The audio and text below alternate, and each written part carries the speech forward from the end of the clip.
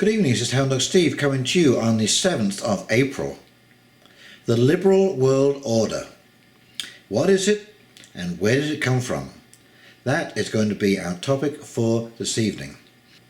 And a very warm welcome to all of you returning to my channel, and a great shout out to any new visitors this evening.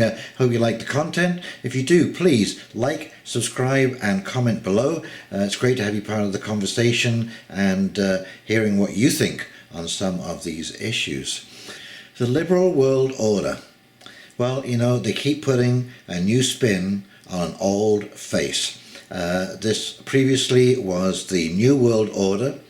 It's also known as Globalism, and it's really just a thin veil over Marxism. And this is basically about the centralization of control, the bureaucratization of the management of the system.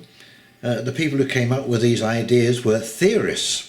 And where did they work out their theories? Well, in their head and in the back rooms, the discussions and so on and so forth.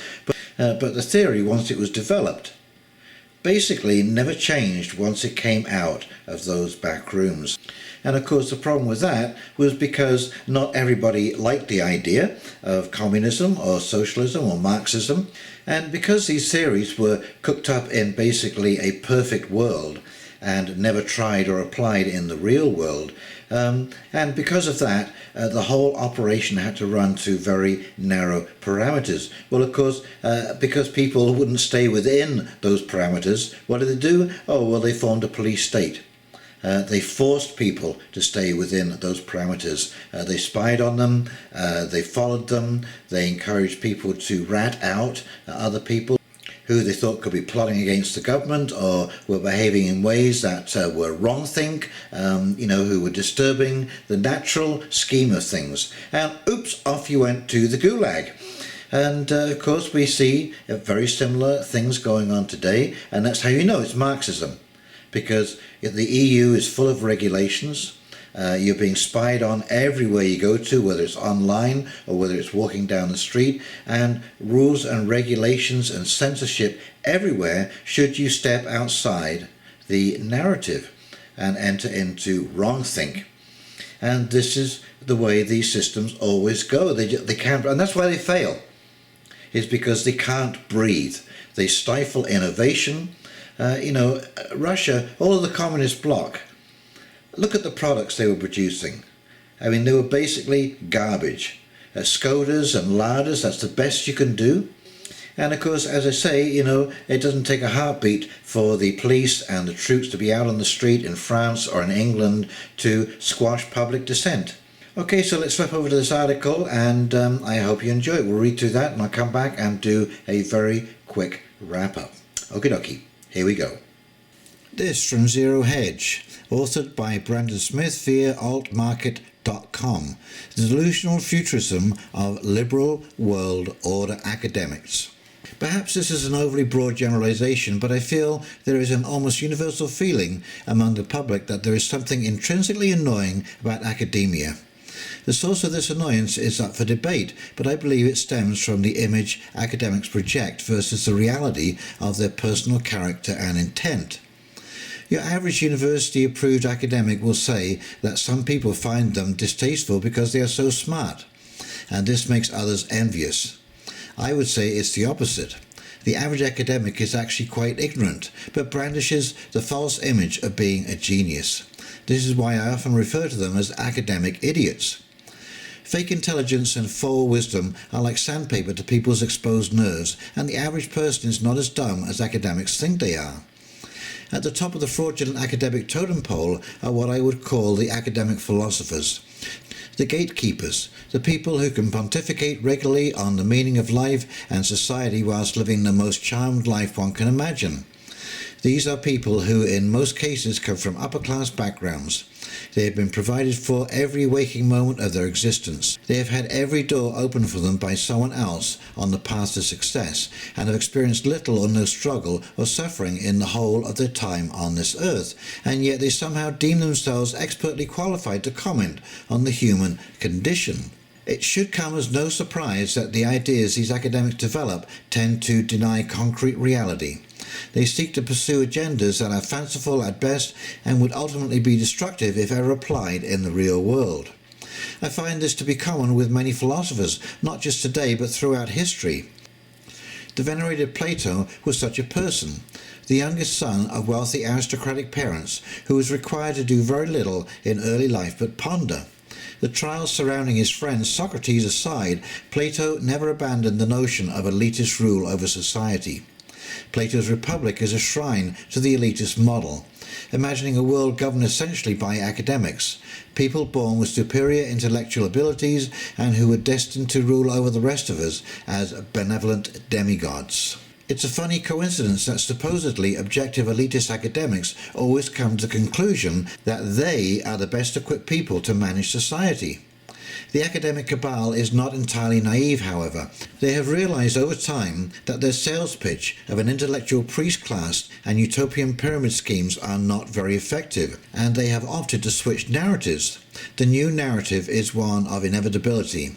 The inevitability of socialism, the inevitability of globalism, the inevitability of algorithmic automation.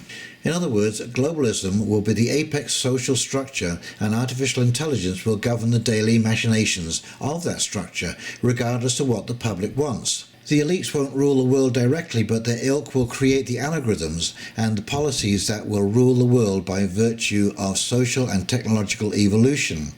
Like Jean-Luc Godard's French New Wave film Alphaville, the idea is that the elites can simply sit back and let the dark logic of algorithmic governance do the dirty work. For, after all, how can we possibly argue with a computer? An example of one of the academic elitists of which I speak is Yuval Noah Harari. His editorials are getting a lot of play in the mainstream media lately, and they focus on the necessity of globalism as well as the need for humans to quickly adapt to technocracy lest they find themselves obsolete. Harari is a prototypical academic philosopher regurgitating old concepts of aristocracy and feudalism thinly veiled in futurist imagery. His arguments are the type that lesser academics absorb and endlessly parrot as if they are profound. For those not familiar with the ideas behind futurism, I suggest reading my article, The Meaning of Good and Evil in Perilous Times. To summarize, futurists consistently endorse the notion that old methodologies must be erased to make way for the new methodologies. Traditions and ideals of the past are considered a prison which holds humanity back from progress and a better tomorrow. They believe that the solution to the imbalances and tragedies of today is to aggressively dismantle the existing system and rebuild it in a new and original way. This includes morals and guiding principles, which they see as stifling and relative. Futurism was founded in the early 20th century in Europe with sister groups in Russia and is considered a precursor to early socialist movements, including fascism and communism. To clarify, there are no new ideas under the sun, only old ideas with a slightly different spin. Socialism precedes globalism, which is one of the oldest ideas, the idea of total empire. Like most modern academic philosophers, Yuval Harari displays futurism and globalism in spades. He's associated with the globalist Carnegie Council for Ethics in International Affairs. Once known as the Church Peace Union, the group helped push Woodrow Wilson into involving the US in World War I and also helped promote the establishment of the UN. He is an adequate model for my debunking of what these people often refer to as the liberal world order, which is just another brand of futurism. As a reference point, I'm using two of Harari's articles, one published for The Guardian on the future of automation and the robots displacing humanity, and the other published for the Rothschild-owned magazine The Economist on the need for globalism and the end of nationalism. I'll be summarizing his arguments and views, but I welcome readers to examine his articles linked above. Let's get to it. AI will replace most humans, and this is a good thing. This is becoming a mainstay narrative from the globalist establishment and their academia for a number of reasons. The argument that AI dominance is an inevitability is much like the argument that globalism is an inevitability. Both are based on self-fulfilling prophecy. Harari imagines what he calls a world without work. a development only 20-30 years in the future in which algorithmic machines replace human beings as the primary source of labour. There are two sides to this piece of propaganda. First, it is meant to frighten the public into demanding centralisation and global governance. Harari asserts that without global governance and a universal basic income, AI will make most people without technological savvy into instant paupers, which he labels as the useless class. And here we see the trick. As I outlined in my article, the real reason why globalists are so obsessed with artificial intelligence, globalist entities like DARPA, the UN and the World Economic Forum have been highly aggressive in pushing AI to the forefront of mainstream and have engaged in promotional campaigns to counter public distrust of the technology. At the same time, these globalist organizations have been arguing that without their increased oversight, AI could be abused by nation-states or could destroy whole economies. So globalists tell you that AI dominance is an inevitable consequence of progress, while they expend vast sums of capital and man-hours to make their predictions a reality. They then tell you AI will be a threat to your livelihood and your children's livelihoods. Then they tell you that the only answer is to give them more power to regulate the problem that they created. The second part of this propaganda is the claim that the dangers of AI could be turned into utopian benefits. If the world without work is a stick, then universal basic income is the carrot. The fantasy promise of the futurists goes back to the early days of communism and always includes a Tomorrowland where all people will live a leisurely existence. A society where all necessities are provided without labour. Usually flying cars and floating cities are offered in there somewhere. Harari insinuates in his article for The Guardian that sloth is a natural state for most of mankind, and that the majority of people would remain mentally comfortable with having no purpose in life as long as they were given a virtual existence as means of a distraction. He cites the example of basement-dwelling adult children that, if allowed, subsist on their parents' generosity and a life in video games. But rather than pointing out that it is destructive to encourage such behaviour, Harari suggests that it should be the mainstay of our society. While Harari ignores the key issue in why many people settle for such a life, it is not necessarily because they enjoy being a part of the useless class. Many of them desperately want to find a sense of purpose and accomplishment, and this desire is ingrained in the psyche of most people at birth. It's just that they have no idea how, and have lived in an environment that seems increasingly designed to impair their independence. I would note that elites in aristocracy for centuries exploited the crutch of universal basic income as a means to control the behaviour of their children. The progeny of elites were often treated as property and were kept in line through infantilization and income dependence. For these children, following a personal dream or setting out on one's own was almost unthinkable because they had been isolated from any and all practical skill sets. To walk away from the system was to invite poverty and potential death. So the plan is this: prevent people from becoming self-reliant, ensure you are their only source of income, then lord over them using that income as if they owe you like a child owes a parent. Harari is calling for this kind of control measure for the entire world. Human experience is all in our heads and means nothing. Much like Aldous Huxley's Brave New World, Harari's world without work relies on opiates, but in this case, the technological opiates of virtual reality. He claims that this is nothing new and that humans have long participated in virtual reality games through their participation in religion as well as the acquisition of property. I fail to see the logic in his comparison, and it appears that he uses the odd tangent merely as an opportunity to meander into an unoriginal, atheistic and socialistic rant. However, this rant does give us more insight into another globalist propaganda meme, which is that all experience is a matter of perception and that all conclusions are relative, including moral conclusions. I have written dozens of articles on the issue of globalism and moral relativism, and why it is built on lies and disinformation. I feel it is one of the most vital debates of our era, or any era, because it determines the survival of our humanity. For someone who views all experience as a pointless game that people make up to entertain themselves until they eventually die, Harari sure seems overly concerned with how we are all governed while we LARP our way through existence. If there is no point and there is no design to the universe or humanity, then why seek to centralize control over the game at all? Of course, this is elitist nonsense, and I'm not sure that they even believe the garbage that they are selling. As I've noticed in past articles, numerous scholars have presented considerable evidence of inherent human psychological qualities, including inborn conscience and moral compass, as well as archetypal dualities which give us the inherent gift of choice, from Carl Jung to Joseph Campbell to Steven Pinker, etc. Real scientists and researchers have undertaken decades of experimentation, data collection and observation to support their conclusions.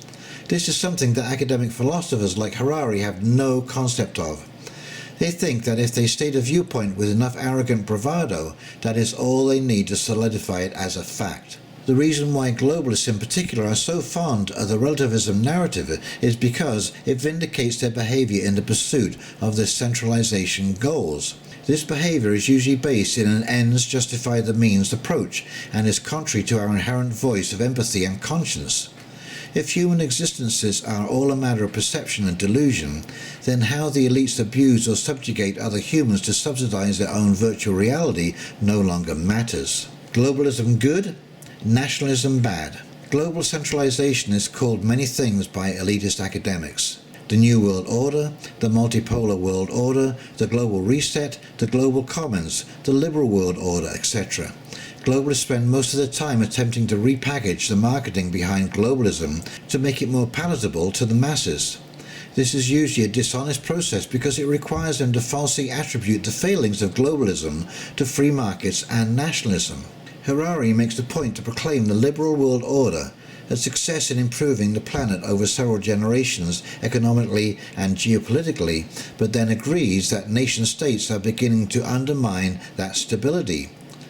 We also constantly hear from globalists that capitalism is the cause of most of the world's ills, yet the truth is socialist-style interference has created corporatism and the oppression of free markets for the past century. So globalism saved us from free market capitalism, but capitalism is destroying everything.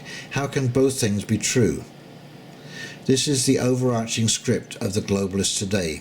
That globalism works, nationalism and independent economies don't. And to take a step backwards is suicide. That is to say, they consider the populist movements of today a suicidal step backwards. What academic elites like Harari gloss over are the numerous problems our world suffers today because of interdependency and centralization. He proudly observes that any nation that attempts to function outside of a globalist system would fall into economic disarray, but doesn't acknowledge that in 2008 the world fell into disarray exactly because nations were far too interdependent, with trade mechanisms so ingrained that the collapse of one major economy dragged down the next, which dragged down the next. This was a cancerous weakness triggered by globalism, not isolationism or nationalism, and it is the weakness that persists in 2019. Yet the solution is always the same: more globalism. The lack of self-sufficiency and redundancy in national economies is not something that should be celebrated, but something that should be rectified. It does not have to be that way. Globalists made it that way. Fooling the masses into loving globalism. As Harari notes in his article for The Economist, creating a global identity in which the masses replace loyalty for a nation or tribe with loyalty to their species and to the earth need not be difficult. All that is required is a common enemy. And what better enemy than the threat of nuclear war, the threat of climate change, and the threat of artificial intelligence? The use of external threats, some of them fabricated, to herd the public towards an intended mindset is the bread and butter of elites. Man-made climate change stands as a fabricated threat, consistently debunked and the data exposed as rigged to present predetermined findings. AI is a threat which globalists have actively engineered, DARPA being the primary source. The threat of nuclear war has existed for decades, and I hardly expect global elites to dismantle such weapons once they get their clutches on global government. And here we discover the underlying fallacy of Harari's debate and the globalist position in general. The elites conjure terrible visions of what will happen if nation-states and tribalism are allowed to endure. But the disasters they predict, including war, genetic tampering, weaponization of AI, mass immigration crises, economic collapse, all of these things are being caused by the elites already. And there will be absolutely nothing stopping them from continuing to cause such problems in the future if they get what they want, which is total global governance.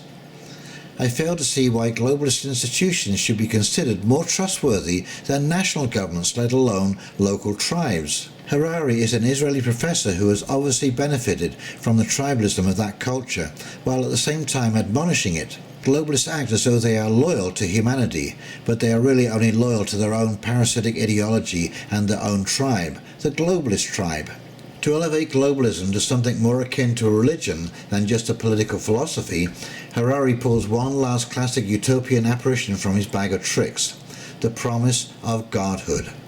Namely that globalism rests on a foundation and that globalist technocracy is motivated by the obsession of narcissistic sociopaths to become godlike. They sell this future to the public as a lure, but I'm guessing that the liberal world order will not be gifting the useless class with deity status. As in every elitist vision, only the elites get to be rulers and gods. The rest of us get to be cogs in the machine if we're lucky, and deemed expendable if we are unlucky. Now, I think one of the most difficult things for people to discern today is the fact that globalism is pan-party. Okay, so there are conservatives who are globalists and there are liberals or Democrats who are globalists. Justin Trudeau is obviously a globalist, but so is the Bush family. Okay, Herbert Walker Bush and George Bush, they're globalists. Reagan was a globalist. Margaret Thatcher was a globalist. And I believe that Stephen Harper was a globalist.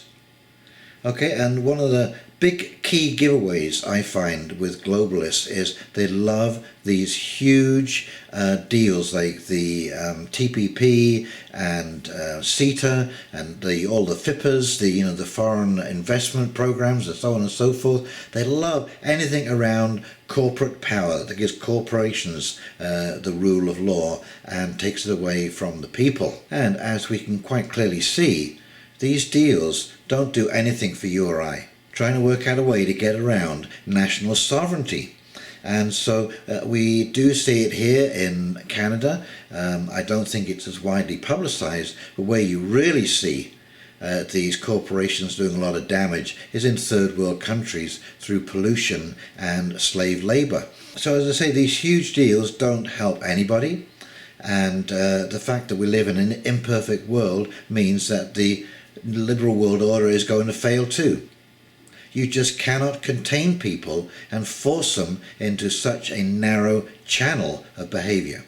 It's just not going to work. It didn't work then, it hasn't worked in the past, and it's not going to work now. And as you can see, it's crumbling. The storyline is falling apart. All of these groups now are chewing each other up, can't get along, fighting with each other, and stay strong. You can tell by the anger and the rhetoric from these corporations how badly damaged they've been by the internet, by YouTube, by channels like mine speaking out and trying to spread the truth as far as I can see it anyways. And I think a lot of people think like I do, because I hear it in my store all the time. Anyway, this is a bit of a long video, so I'm going to let you go. Please, if you've enjoyed the content, like, comment and subscribe below. And in the meantime, this is Hound Dog Steve signing off, wishing you a great week coming up, and we will talk very, very soon. See you now. Bye.